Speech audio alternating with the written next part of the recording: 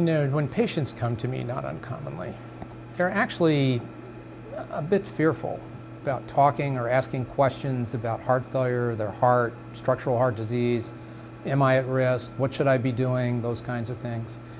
And I think it's easier for cardiologists to be able to have that discussion because obviously you've potentially been sent to a cardiologist because of some suspicion. And as a woman, I think the first question out of your mouth to a cardiologist ought to be, do I have structural heart disease? How do I know if I have it or if I don't? And what do I need to do about it to minimize my risk for developing symptoms of heart failure or worsening structural heart disease that would potentially limit my quality of life? Those questions are kind of more and more in the daily lexicon of the medical world, almost expected. You know, people own their medical history. They own their problems, and they need to understand how to manage them. So my encouragement to women in particular, where sometimes that might be just shunned off as, you know, inconsequential or something like that, is ask. For example, patients come in to see me, you know, they almost universally they'll get an electrocardiogram.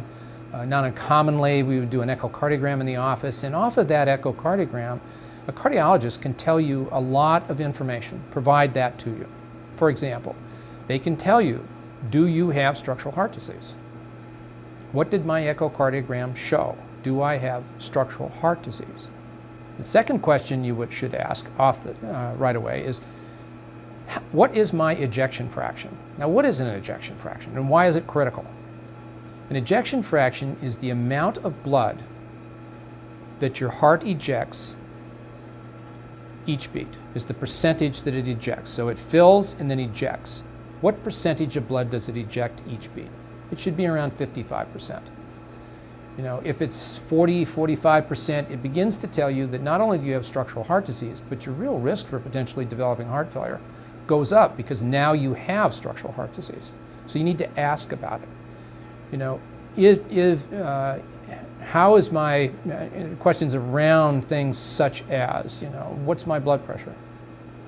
You know, is it normal range?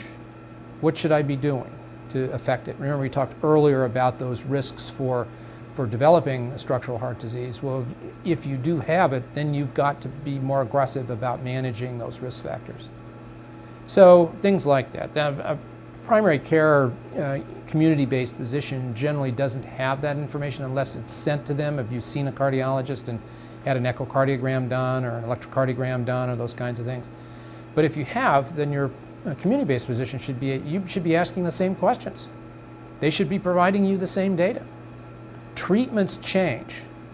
For example, if you do have structural heart disease, then there's very specific therapies that you should be on to prevent further progression. And you need to understand that in a discussion with your physicians and ask those questions. Should I be on therapy for this if I have this? And that will help guide the conversation, and I think will make you feel more comfortable about managing the process itself.